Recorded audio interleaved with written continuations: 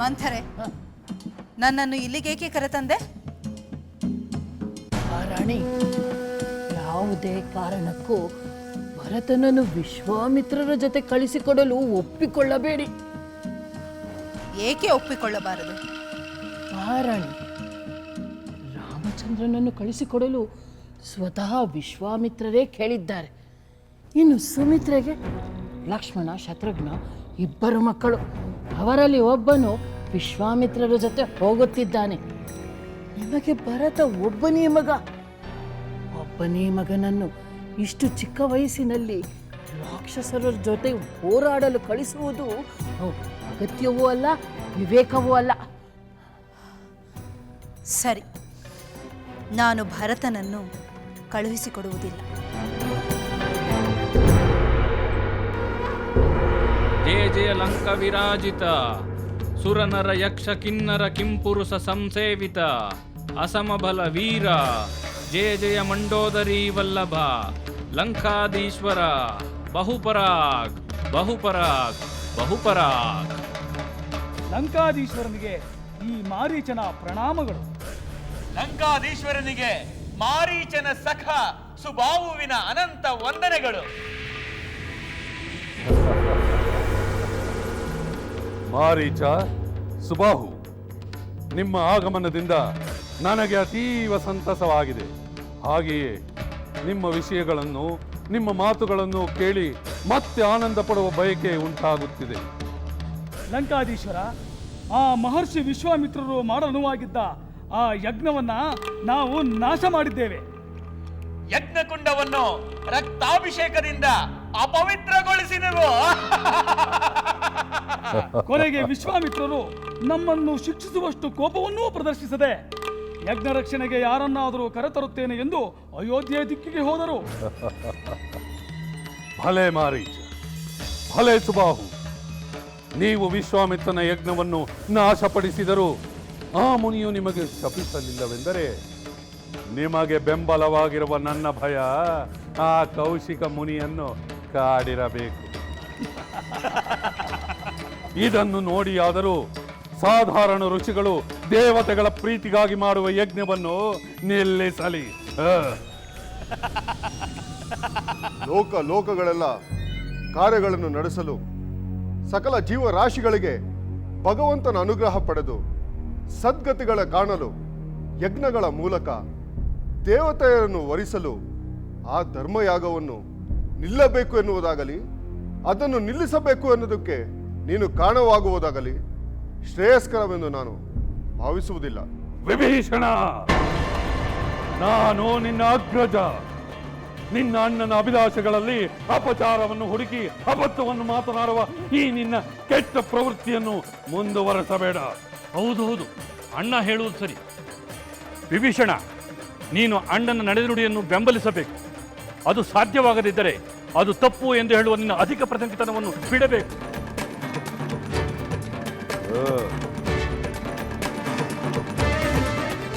ಅಣ್ಣನಿಗೆ ಹೇಗೆ ಗೌರವ ಕೊಡಬೇಕೆಂಬುದನ್ನು ಕುಂಭಕರ್ಣನಿಂದ ಕಲಿ.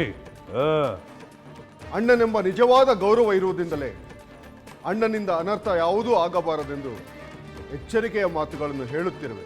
ಯಾವುದು ಅನರ್ಥ? ದೇವತೆಗಳಿಗೆ ಯಜ್ಞ ಮಾಡುವುದು ಅನರ್ಥ. ಇರುವ ವಯಸ್ಸಿನಲ್ಲಿ ಸುಖ ಪಡುವುದನ್ನು ಬಿಟ್ಟು ಆ ಬೆಂಕಿಯ ಮುಂದೆ ಕುಳಿತು ದ್ರವ್ಯಗಳನ್ನು ಸುಟ್ಟು ದೇವತೆಗಳನ್ನು ಮೆಚ್ಚಿಸುವುದು ಅನರ್ಥ. ದ್ರವ್ಯಗಳಿಂದ ದೇವತೆಗಳು ಸಂತೋಷ ಪಡುತ್ತಾರೆ, ಸಂತೋಷಪಟ್ಟು ತಮ್ಮ ಮೇಲೆ ಕೃಪೆ ತೋರುತ್ತಾರೆ ಎಂದು ಕಷ್ಟಪಡುವ ಜನಗಳಿಗೆ ಜೀವನದಲ್ಲಿ ಹೇಗೆ ಸಂತೋಷವಾಗಿರಬೇಕೆಂಬುದನ್ನು ನಾನು ಹೇಳಿಕೊಡುತ್ತೇನೆ.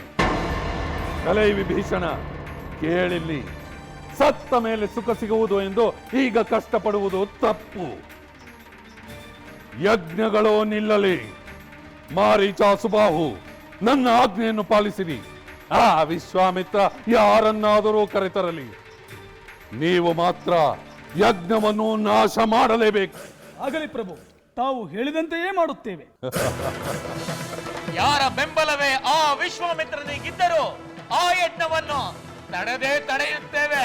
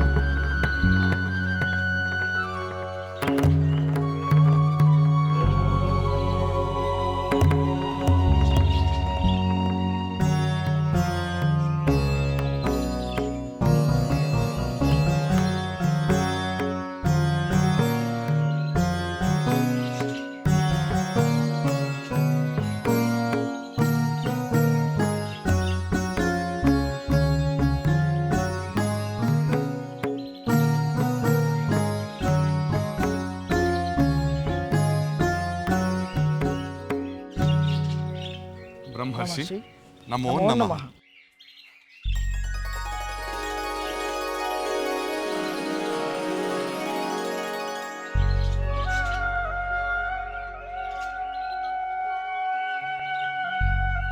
ನೀವು ನಮಗೆ ವಿದ್ಯೆಯೊಂದನ್ನು ಉಪದೇಶಿಸುತ್ತೇನೆ ಎಂದು ಹೇಳಿದಿರಿ. ಅದಕ್ಕೆ ನಾವು ಶುಚಿರ್ಭೂತರಾಗಿ ಬಂದಿದ್ದೇವೆ. ನೀವು ಮಂತ್ರದುಷ್ಟಾರರಾಗಿ ಲೋಕಕ್ಕೆ ನೀಡಿದ ಗಾಯತ್ರಿ ಮಂತ್ರದಿಂದ ನಮ್ಮ ಕುಲದೈವನಾದ ಸೂರ್ಯನನ್ನು ನಮಿಸಿದ್ದೇವೆ. ಒಳ್ಳೆಯದು. ಮಂತ್ರೋಪದೇಶಕ್ಕೆ ಬೇಕಾದ ದೇಹಶುದ್ಧಿ ಮನಃಶುದ್ಧಿಗಳಿಂದ ಪವಿತ್ರರಾಗಿದ್ದೀರಿ. ಇಂದು ನಾನು ನಿಮಗೆ ಅತಿಬಲ ಮಹಾಬಲ ವಿದ್ಯೆಗಳನ್ನು ಉಪದೇಶ ಮಾಡುತ್ತೇನೆ. ಅತಿಬಲ ಮಹಾಬಲ ವಿದ್ಯೆ? ಹೌದು. ಇಂದು ನಾನು ಉಪದೇಶಿಸುವ ಅತಿಬಲ ಮಹಾಬಲ ಮಂತ್ರಗಳ ಪುನಸ್ಮರಣೆಯಿಂದ ಮಾತ್ರವೇ ಅದು ನಿಮಗೆ ಸಿದ್ಧಿಸುತ್ತದೆ. ಅದರ ಫಲಗಳನ್ನು ವಿವರಿಸುತ್ತೇನೆ, ಕೇಳಿ. ನೀವು ಎಷ್ಟೇ ನಡೆದಾಡಿರಿ, ಎಷ್ಟೇ ಯುದ್ಧ ಮಾಡಿರಿ, ನಿಮಗೆ ಶ್ರಮವಾಗುವುದಿಲ್ಲ. ಜ್ವರವೇ ಮೊದಲಾದ ಉಪದ್ರವಗಳು ನಿಮ್ಮನ್ನು ಬಾಧಿಸುವುದಿಲ್ಲ. ಈ ವಿದ್ಯೆಯಿಂದ ಮನುಷ್ಯನು ಕಾಂತಿಹೀನನಾಗುವುದಿಲ್ಲ. ಮಲಗಿರಲಿ, ಅನ್ಯಮನಸ್ಕರಾಗಿರಲಿ, ರಾಕ್ಷಸರು ಅವರನ್ನು ಪರಾಭವಗೊಳಿಸುವುದು ಸಾಧ್ಯವಾಗುವುದಿಲ್ಲ. ಈ ವಿದ್ಯೆಯಿಂದ ಪಡೆದ ಬಾಹುಬಲ ಪ್ರಪಂಚದಲ್ಲಿ ಬೇರಾರಿಗೂ ಗೋಚರವಾಗುವುದಿಲ್ಲ. ರಾಮ, ನಾನು ನಿನಗೆ ಮಂತ್ರವನ್ನು ಉಪದೇಶಿಸುತ್ತೇನೆ. ಉತ್ತರಾಭಿಮುಖವಾಗಿ ಇಲ್ಲಿ ಕೂಡು. ನಾನು ಪೂರ್ವಾಭಿಮುಖವಾಗಿ ಇಲ್ಲಿಯೇ ಕೂಡುತ್ತೇನೆ. ಈಗ ನಾನು ನಿನಗೆ ರಹಸ್ಯ ಮಂತ್ರೋಪದೇಶಗಳನ್ನು ಉಪದೇಶಿಸುತ್ತೇನೆ. ನನ್ನಿಂದ ಉಪದೇಶ ಪಡೆದ ನಂತರ ನೀನು ಲಕ್ಷ್ಮಣನಿಗೆ ಉಪದೇಶಿಸು. ಆಗಲಿ ಗುರುಗಳೇ.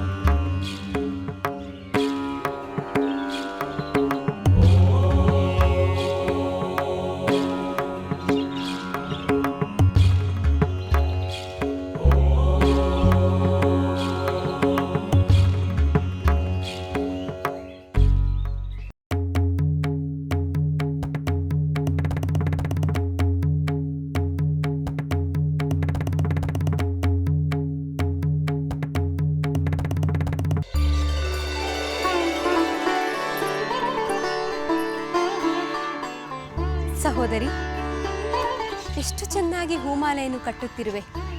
ಯಾರಿಗಾಗಿ? ದೇವರಿಗೆ ಅರ್ಪಿಸಲು. ಹಾಗಾದರೆ ನಾನು ಒಂದು ಹೂಮಾಲೆಯನ್ನು ಕಟ್ಟುವೆ. ಸಖಿ, ಆ ಬಳ್ಳಿಯಲ್ಲಿರುವ ಹೂಗಳನ್ನು ಕಿತ್ತು ತರುವೆಯಾ? ಆಗಲಿ ರಾಜಕುಮಾರಿ. ಊರ್ಮಿಳೆ, ದಾಸಿ ತಂದ ಹೂವನ್ನು ಕಟ್ಟಿ ಹೂಮಾಲೆ ಮಾಡಿ ದೇವರಿಗೆ ಅರ್ಪಿಸುವುದು ಮಧ್ಯಮ. ನೀನೇ ಹೋಗಿ ತರುವುದು ಉತ್ತಮ. ಅದಕ್ಕೇನಂತೆ, ಹಾಗೆ ಮಾಡುವೆ. ಸಖಿ, ನೀನು ಹೋಗಿ ಹೂಗಳನ್ನು ತರುವುದು ಬೇಡ, ನಾನೇ ಹೂಗಳನ್ನು ತಂದು ಕಟ್ಟುವೆ.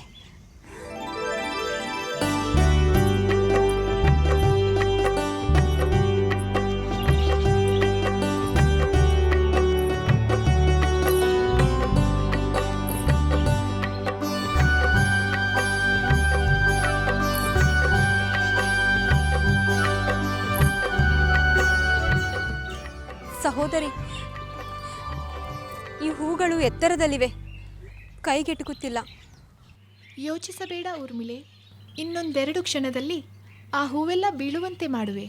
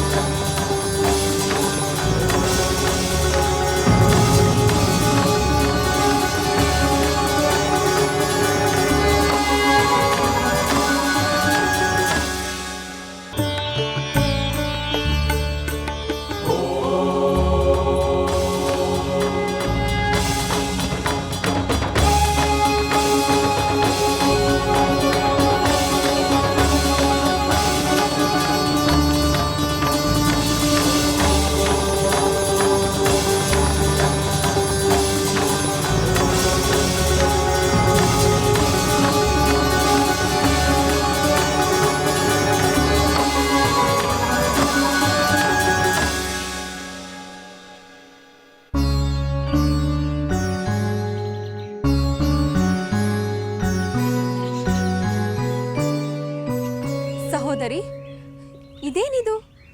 ಈ ಧನುರ್ಬಾಣವನ್ನು ಏಕೆ ತಂದೆ? ಸಹೋದರಿ, ಈ ಮರಕ್ಕೆ ಹಬ್ಬಿರುವ ಬಳ್ಳಿಗಳ ಹೂಗಳನ್ನು ನಿನಗೆ ಕೀಳಲಾಗುತ್ತಿಲ್ಲವಲ್ಲ, ಅದಕ್ಕೆ ಈ ಧನುರ್ಬಾಣದಿಂದ ಏನು ಮಾಡುವೆ? ನಿನಗೆ ಈ ಹೂವುಗಳನ್ನು ಸಿಗುವಂತೆ ಮಾಡುತ್ತೇನೆ.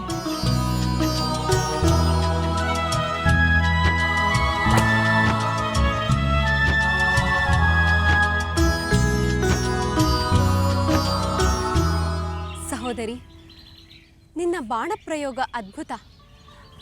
ಬಳ್ಳಿ ತುಂಡಾಗಲಿಲ್ಲ, ಮರವೂ ಹಾಳಾಗಲಿಲ್ಲ, ಬರೀ ಹೂಗಳು ಮಾತ್ರ ಕೆಳಗೆ ಬೀಳುವಂತೆ ಮಾಡಿದೆ. ಭಲೆ ಅಮಾತ್ಯರೇ, ನೋಡಿದಿರಾ ನಮ್ಮ ಸೀತೆಯ ಬಾಣ ಪ್ರಯೋಗ ಕೌಶಲ್ಯವನ್ನ? ಹೌದು ಮಹಾಪ್ರಭು, ಪರಮಾಶ್ಚರ್ಯವಾಗಿದೆ. 10 ಶಕ್ತಿಶಾಲಿಗಳು ಎತ್ತಲಾಗದಂತಹ ಆ ಶಿವಧನಸ್ಸಿಂದ ಸೀತೆ ಬಾಣ ಪ್ರಯೋಗ ಮಾಡಿದಳು ಎಂದರೆ ಅವಳ ಶಕ್ತಿ ಅನುಪಮವಾದದ್ದು. ಈ ಅನುಪಮ ಗುಣವುಳ್ಳ ಸೀತೆಗೆ ಅದ್ಯಾವ ರೀತಿ ಪರಾಕ್ರಮಶಾಲಿಯಾದ ವರನು ದೊರಕುವನೋ ಯೋಚಿಸುವುದು ಒಳ್ಳೆಯದು. ಹೌದು ಅಮಾತ್ಯ, ನೀವು ಹೇಳಿದ್ದು ಸರಿಯಾಗಿಯೇ. ನಾವು ಈ ಮಾತನ್ನು ಯೋಚಿಸಲೇಬೇಕಾಗಿದೆ.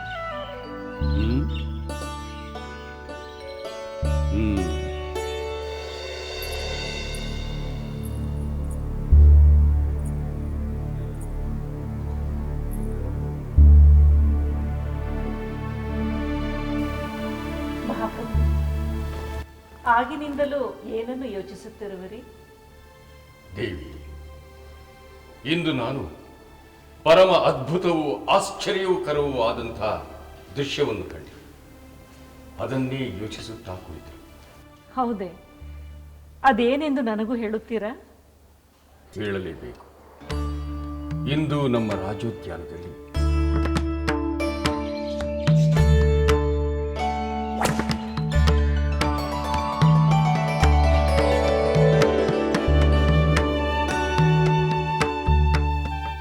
ನಿಮ್ಮ ಮಾತು ಕೇಳುತ್ತಿದ್ದರೆ ನನ್ನ ಮೈ ನವಿರೇಳುತ್ತಿದೆ.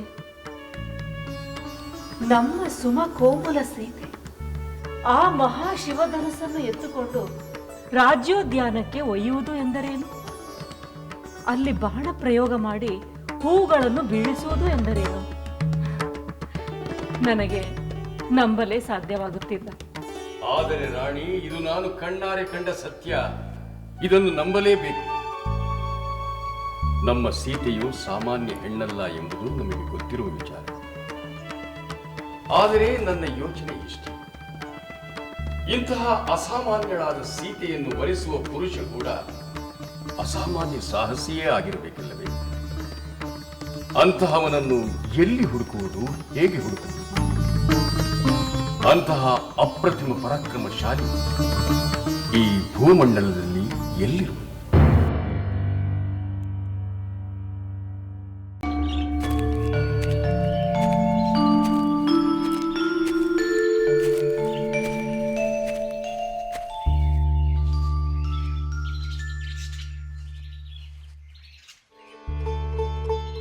ಕೌಸಲ್ಯ ಸುಪ್ರಜಾ ರಾಮ ಪೂರ್ವ ಸಂಧ್ಯಾ ಪ್ರವರ್ತತೆ. ಉತ್ತಿಷ್ಠ ನರಶಾರ್ದೂಲ ಕರ್ತವ್ಯಂ ದೈವಮಾಂತಿಕಂ.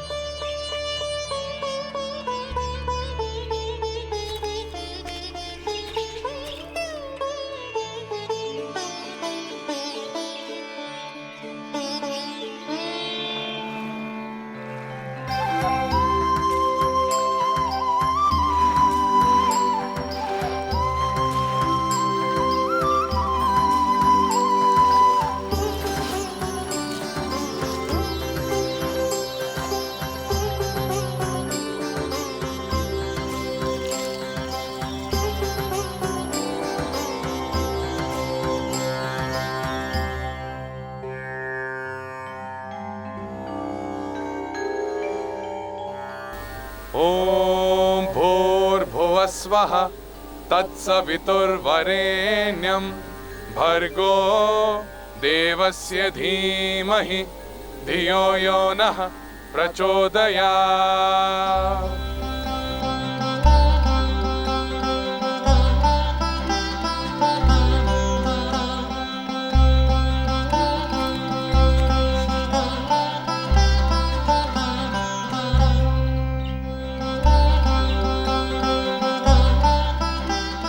ರಾಮ ಲಕ್ಷ್ಮಣ, ನಾವು ನಮ್ಮ ಪ್ರಯಾಣವನ್ನು ಮುಂದುವರಿಸೋಣ. ಇಲ್ಲಿಯೇ ಸರಿಯೂ ಗಂಗಾ ನದಿಗಳ ಸಂಗಮವಿದೆ. ಅಲ್ಲಿ ಮಹಾನ್ ತಪಸ್ವಿಗಳ ಆಶ್ರಮವೂ ಇದೆ. ಇಂದು ರಾತ್ರಿ ನಾವು ಅಲ್ಲಿಯೇ ತಂಗಿದ್ದು ನಾಳೆ ಮುಂಜಾನೆ ನಮ್ಮ ಆಶ್ರಮದ ಕಡೆ ಪ್ರಯಾಣ ಬೆಳೆಸೋಣ. ಆಗಲಿ ಗುರುಗಳೇ. ಬನ್ನಿ.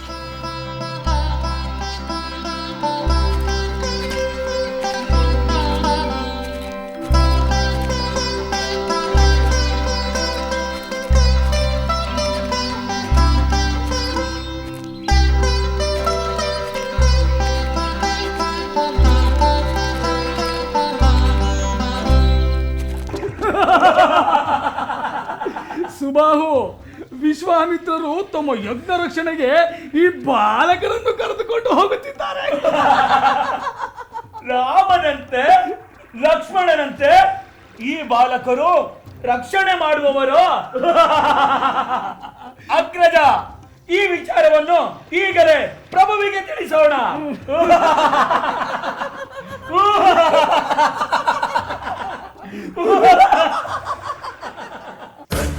ರಾಮ ಲಕ್ಷ್ಮಣ ಮಹರ್ಷಿ, ರಾಜರ್ಷಿ, ಬ್ರಹ್ಮರ್ಷಿ ವಿಶ್ವಾಮಿತ್ರರ ಯಾಗಕ್ಕೆ ಬಾಲಕರ ರಕ್ಷಣೆ. ಆ ವಿಶ್ವಾಮಿತ್ರರ ಅವಿವೇಕತನಕ್ಕೆ ನಗೆಯು ಬರುತ್ತಿದೆ. ಮಾರೀಚ, ಸುಬಾಹು, ಆ ರಾಜಪುತ್ರರ ಆಗಮನದಿಂದ ನಿಮ್ಮಿಂದ ಅವರು ಯಾಗವನ್ನು ರಕ್ಷಿಸುವುದು ಅಸಾಧ್ಯ. ನಿಮ್ಮ ಶಕ್ತಿ ಏನೆಂಬುದನ್ನು ಇಡೀ ಲೋಕಕ್ಕೆ ತಿಳಿಸಿ. ಆ ಯಜ್ಞವನ್ನು ಧ್ವಂಸ ಮಾಡಿ, ಜೊತೆಗೆ ಆ ಬಾಲಕರನ್ನು ಕೂಡ. ಇನ್ನು ಮುಂದೆ ನಿಮ್ಮ ವಿರುದ್ಧವಾಗಿ ನಿಂತು ಯಾರು ಏನನ್ನು ರಕ್ಷಿಸಿಕೊಳ್ಳುವುದು ಅಸಾಧ್ಯ ಎನ್ನುವುದನ್ನು ಲೋಕಕ್ಕೆ ತಿಳಿಸಿ. ನಿಮ್ಮ ಯಜ್ಞ ಧ್ವಂಸ ಕಾರ್ಯವನ್ನು ಮುಂದುವರಿಸಿ. ಆಗಲಿ ಪ್ರಭು, ತಾವು ಹೇಳಿದಂತೆಯೇ ಮಾಡುತ್ತೇವೆ. ನಾವು ಯಾರ ರಕ್ಷಣೆಯನ್ನು ಲೆಕ್ಕಿಸದೆ ವಿಶ್ವಾಮಿತ್ರರ ಯಜ್ಞವನ್ನು ಭಂಗ ಮಾಡುತ್ತೇವೆ. ಪ್ರಭು ಲಂಕಾಧೀಶ್ವರ, ವಿಶ್ವಾಮಿತ್ರನ ಯಜ್ಞ ನಾಶವಾಯಿತೆಂದು ಈಗಲೇ ತಮಗೆ ಬಂದು ತಿಳಿಸುತ್ತೇವೆ.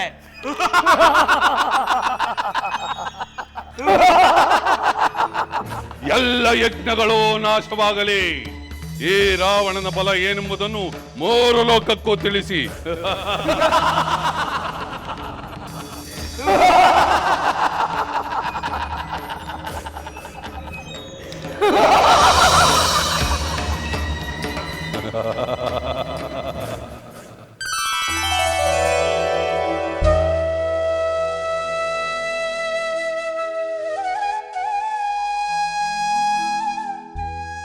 ಸೀತೆ, ಈ ನಿನ್ನ ಕೈಗಳು ಎಷ್ಟು ಕೋಮಲವಾಗಿದೆ, ಸುಮದಂತೆ ಮೃದುವಾಗಿದೆ. ಮಾತೆ, ಇದೇನಿದು? ಎಂದೂ ನೋಡದಂತೆ ಇಂದೇ ಹೊಸದಾಗಿ ನನ್ನ ಕೈಗಳನ್ನು ನೋಡುವಂತೆ ಹೇಳುತ್ತಿರುವಿರಿ? ಸೀತೆ, ನೀನು ನಮಗೆ ಸಿಕ್ಕಿದಾಗಿಂದಲೂ ಈ ನಿನ್ನ ಕೈಗಳನ್ನು ನಾನು ನೋಡುತ್ತಲೇ ಇದ್ದೇನೆ. ಆದರೆ ಈ ಕೈಗಳಲ್ಲಿರುವ ಶಕ್ತಿ ಮಾತ್ರ ಈಗಷ್ಟೇ ಏನೆಂದು ತಿಳಿಯಿತು. ನನ್ನ ಕೈಗಳಲ್ಲಿ ನೀವು ಕಂಡ ಅಂತಹ ಶಕ್ತಿ ಏನು ಮಾತಾಶ್ರೀ? ಆ ಮಹಾಶಿವಧನುಸ್ಸನ್ನು ಎತ್ತಿ ಹಿಡಿದು ಬಾಣವನ್ನು ಪ್ರಯೋಗಿಸಿದ ಶಕ್ತಿ ಈ ನಿನ್ನ ಕೈಗಳಲ್ಲಿದೆ ಎಂದು ನನಗೆ ಈಗಲೇ ಗೊತ್ತಾಯಿತು. ಸೀತೆ, ಅದು ನಿನ್ನಿಂದ ಹೇಗೆ ಸಾಧ್ಯವಾಯಿತು? ಮಾತಾಶ್ರೀ, ಊರ್ಮಿಳೆ ಎತ್ತರದಲ್ಲಿರುವ ಹೂಗಳನ್ನು ಪಡೆಯಲು ಕಷ್ಟಪಡುತ್ತಿದ್ದಳು. ಅವಳಿಗೆ ಹೂವುಗಳು ಸಿಗಲೇಬೇಕೆಂಬ ದೃಢವಾದ ಸಂಕಲ್ಪದೊಂದಿಗೆ ಶಿವಧನಸ್ಸನ್ನು ಕೈಗೆ ತೆಗೆದುಕೊಂಡು ಬಾಣ ಪ್ರಯೋಗಿಸಿದೆ. ಅದರಲ್ಲಿ ವಿಶೇಷ ಶಕ್ತಿ ಏನೆಂಬುದನ್ನು ನೀವು ಹೇಳಿದ ಮೇಲೆ ಯೋಚಿಸಬೇಕು. ಆದರೆ ನಾವು ಯೋಚಿಸುತ್ತಿರುವುದು, ಇಂತಹ ಅಪ್ರತಿಮ ಶಕ್ತಿಯುಳ್ಳ ನಿನಗೆ ಇದಕ್ಕಿಂತಲೂ ಹೆಚ್ಚಿನ ಶಕ್ತಿಯುಳ್ಳ ಪುರುಷೋತ್ತಮನನ್ನು ಹುಡುಕಿ ಮದುವೆ ಮಾಡುವುದು ಹೇಗೆ ಎಂದು. ಅದಕ್ಕೆ ನಿಮ್ಮ ತಂದೆ, ನಾನು ನಿನಗೆ ಸ್ವಯಂವರವನ್ನೇ ಏರ್ಪಡಿಸಿ ಅದರ ಮೂಲಕ ಯಾರು ಸೂಕ್ತರೋ ಎಂದು ತಿಳಿದು ಅಂತಹವನಿಗೆ ನಿನ್ನನ್ನು ಕೊಟ್ಟು ಮದುವೆ ಮಾಡುವ ಯೋಚನೆ ಮಾಡಿದ್ದೇವೆ. ಸೀತೆ, ಏನು ಮಾತಾಶ್ರೀ? ಸ್ವಯಂವರದ ಮೂಲಕ ನಿನ್ನ ಪತಿಯನ್ನು ಆಯ್ಕೆ ಮಾಡುವುದು ನಿನಗೆ ಸಂತೋಷವೇ? ನಿಮ್ಮ ಸಂತೋಷವೇ ನನ್ನ ಸಂತೋಷವು.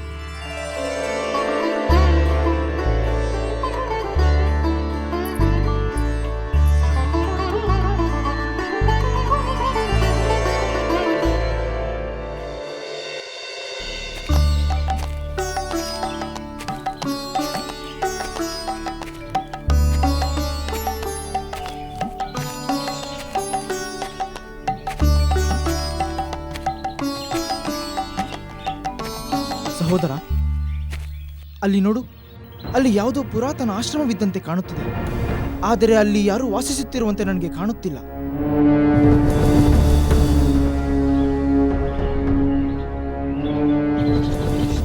ಹೌದು, ಅದರ ವಿಚಾರವಾಗಿ ಗುರುಗಳನ್ನ ಕೇಳಿದರೆ ತಿಳಿಯುತ್ತದೆ.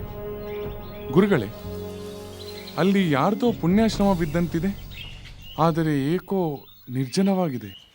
ನಿಜ ರಾಮಚಂದ್ರ. ಗೌತಮ ಪುತ್ರರಾದ ಶತಾನಂದ ಗುರುಗಳಿಗೆ ನಮೋ ನಮಃ. ಇಷ್ಟಾರ್ಥ ಸಿದ್ಧಿರಸ್ತು, ಸನ್ಮಂಗಳವಾಗಲಿ. ಗುರುಗಳೇ, ಮಂಗಳ ಕಾರ್ಯವೊಂದರ ಬಗ್ಗೆ ಪ್ರಭುಗಳು ಯೋಚಿಸುತ್ತಿರುವಾಗಲೇ ತಾವು ತಮ್ಮ ಸಂಚಾರವನ್ನು ಮುಗಿಸಿ ನಮ್ಮಲ್ಲಿಗೆ ಬಂದಿದ್ದು ನಮಗೆ ಆನಂದವನ್ನು ಉಂಟು ಮಾಡಿದೆ. ಹೌದು ಗುರುದೇವ, ನಮ್ಮ ಹಿರಿಯ ಪುತ್ರಿಯಾದ ಸೀತೆಯು ಶಿವಧನಸ್ಸನ್ನು ಎತ್ತಿ ಬಾಣ ಪ್ರಯೋಗಿಸಿದ್ದನ್ನು ಕಂಡು ಅವಳಿಗೆ ಅನುರೂಪನಾದ ವರನನ್ನು ಅವನ ಪರಾಕ್ರಮವನ್ನು ಆಧರಿಸಿಯೇ ಆಯ್ಕೆ ಮಾಡಬೇಕೆನ್ನುವ ಅಭಿಲಾಷೆ ನಮಗುಂಟಾಗಿದೆ. ಸರಿಯಾದ ಆಲೋಚನೆ. ಸೀತೆಯಂತಹ ಅಸಾಮಾನ್ಯ ಗುಣವತಿಯನ್ನು ಮದುವೆಯಾಗಲು ಮಹಾಪುರುಷನೇ ಆಗಬೇಕು. ಅಂತಹ ಮಹಾಪುರುಷನ ಪರಾಕ್ರಮವೇನೆಂದು ಸ್ವಯಂವರದಲ್ಲಿ ಲೋಕವೇ ತಿಳಿಯಬೇಕು. ಅದಕ್ಕೆ ಕನಿಷ್ಠ ನಮ್ಮ ಸೀತೆಯು ಯಾವ ಧನಸ್ಸನ್ನು ಎತ್ತಿದ್ದಳೋ ಆ ಧನಸ್ಸನ್ನು ಎತ್ತುವಂತಹ ಪರಾಕ್ರಮಶಾಲಿ ಆ ಪುರುಷನಾಗಿರಬೇಕಲ್ಲವೇ? ಹಾಗಾದರೆ ಸ್ವಯಂವರದಲ್ಲಿ ಶಿವಧನಸ್ಸನ್ನು ಎತ್ತಿ ದಾರವನ್ನು ಕಟ್ಟುವ ಪರಾಕ್ರಮಶಾಲಿಗೆ ಸೀತೆಯನ್ನು ಕೊಟ್ಟು ಮದುವೆ ಮಾಡುವುದಾಗಿ ಘೋಷಿಸಬಹುದು. ನಿಮ್ಮ ಸಲಹೆಯನ್ನು ಕೇಳಿ ನಮಗೆ ಅತ್ಯಾನಂದವಾಯಿತು. ಕೂಡಲೇ ಸೀತಾ ಸ್ವಯಂವರವನ್ನು ಘೋಷಿಸುತ್ತೇವೆ. ಆಶೀರ್ವಾದ. ಶುಭಮಸ್ತು. ಗುರುಗಳೇ, ಅಲ್ಲಿ ಯಾರ್ದೋ ಪುಣ್ಯಾಶ್ರಮವಿದ್ದಂತಿದೆ, ಆದರೆ ಏಕೋ ನಿರ್ಜನವಾಗಿದೆ. ನಿಜ ರಾಮಚಂದ್ರ, ಅದೊಂದು ಮಹಾ ಪುಣ್ಯ ಸ್ಥಳವೇ. ಆದರೆ ಅಂತಹ ಪುಣ್ಯ ಸ್ಥಳದಲ್ಲಿ ಒಂದು ಮಹಾ ಅನಾಹುತ ನಡೆದಿರುವುದು ವಿಪರ್ಯಾಸವೇ. ಅದನ್ನೀಗ ತಿಳಿಯುವ ಕುತೂಹಲವಾಗಿದೆ ಗುರುಗಳೇ. ಇದು ಎಲ್ಲರೂ ತಿಳಿದುಕೊಳ್ಳಬೇಕಾದಂತಹ ವಿಷಯ ಲಕ್ಷ್ಮಣ. ಬಹಳ ಹಿಂದೆ ಪರಮೇಶ್ವರನಾದ ಮಹಾಶಿವನು ದಕ್ಷಯಜ್ಞದಲ್ಲಿ ದಾಕ್ಷಾಯಿಣಿಯನ್ನು ಕಳೆದುಕೊಂಡು ಮಹಾವಿರಾಗಿಯಾಗಿ ಕೈಲಾಸವನ್ನು ತೊರೆದು ಈ ಪ್ರದೇಶದಲ್ಲಿ ತಪಸ್ಸನ್ನು ಮಾಡುತ್ತಿದ್ದ.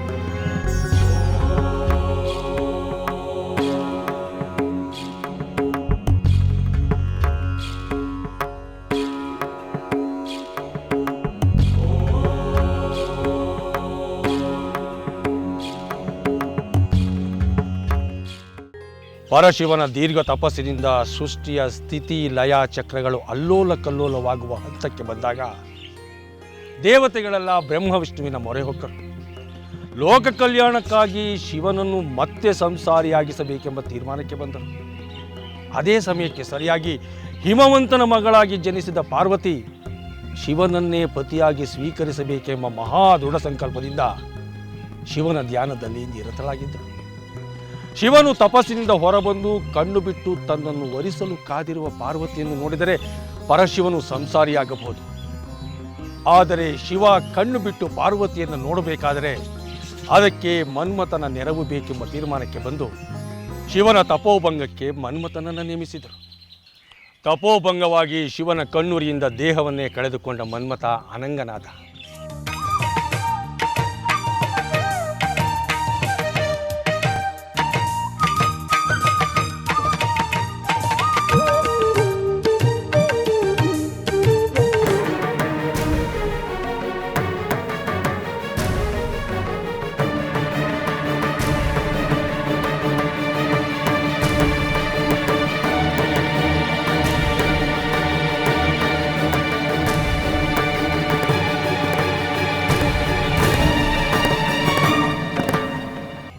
ಹಾಗಾಗಿ ಈ ಜಾಗ ಅಂಗದೇಶವೆಂದು ಪ್ರಸಿದ್ಧಿಯಾಯಿತು. ಮುಂದೆ ಅಂಗದೇಶವೆಂದು ಮಹಾಖ್ಯಾತಿಯನ್ನು ಪಡೆಯಿತು. ಗುರುಗಳೇ, ಆ ಪರಮೇಶ್ವರನ ವಿರಕ್ತಿ, ಆ ಮನ್ಮಥನನ್ನು ಗೆದ್ದ ಮಹಾಶಕ್ತಿಯ ಬಗ್ಗೆ ಹೇಳಿ ನಮ್ಮನ್ನು ಧನ್ಯರಾಗಿಸಿದಿರಿ.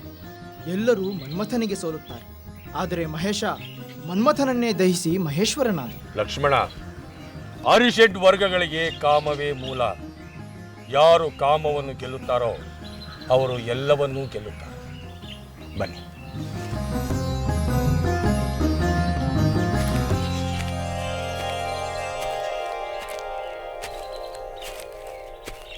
ಗುರುಗಳಾದ ಶತಾನಂದರೇ, ನಮ್ಮ ಹಿರಿಯ ಮಗಳಾದ ಸೀತೆಯ ವಿವಾಹವನ್ನು ನೆರವೇರಿಸಲು ತಾವು ಈ ಹಿಂದೆ ಸೂಚಿಸಿದ್ದಂತೆ ಸ್ವಯಂವರ ಏರ್ಪಡಿಸುವ ವಿಚಾರವನ್ನು ಈ ಸಭೆಗೆ ತಿಳಿಸಲು ಉದ್ದೇಶಿಸಿದ್ದೇನೆ. ಅಗತ್ಯವಾಗಿ ಸ್ವಯಂವರವೆಂದರೆ ಅಷ್ಟ ದಿಕ್ಕುಗಳಿಂದ ಹಲವಾರು ರಾಜಕುಮಾರರು ಬರಬೇಕಾಗುತ್ತದೆ.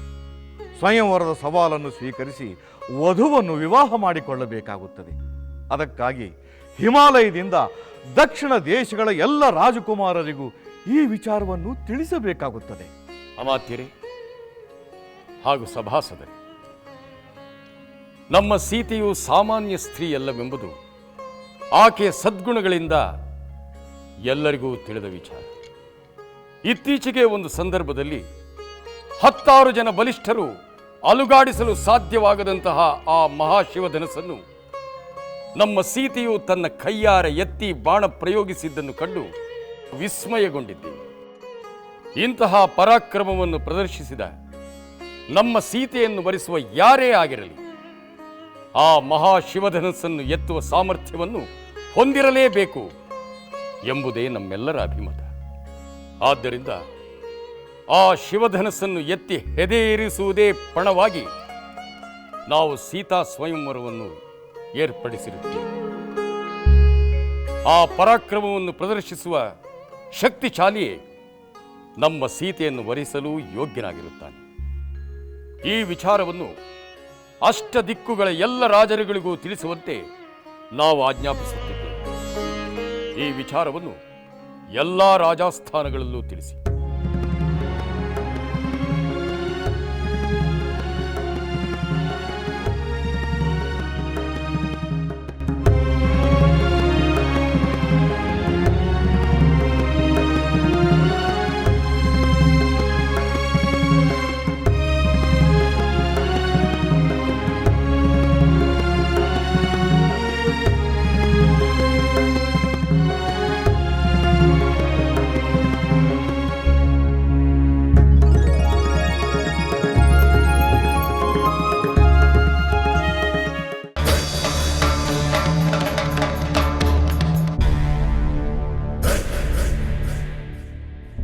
ಶಿವಧನಸ್ಸನ್ನು ಎತ್ತಿ ಹೆದಗೇರಿಸಿದವರಿಗೆ ಸೀತೆಯನ್ನು ಕೊಟ್ಟು ಸಾಕು ಸಾಕು ಮಾಡು ನಿನ್ನ ಸಂದೇಶವನ್ನು.